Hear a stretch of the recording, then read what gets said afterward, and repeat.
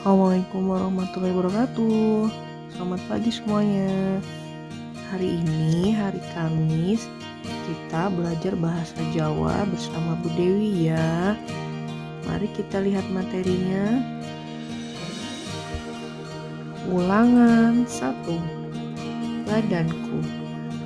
Badan utawa awak iki paringane Gusti Allah.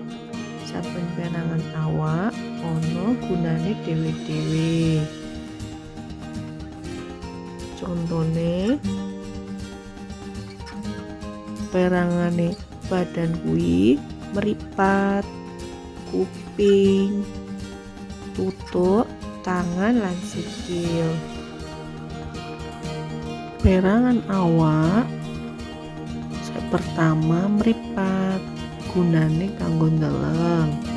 Kuping kuwi kanggo ngrungokake, mulut kanggo omong lan maem.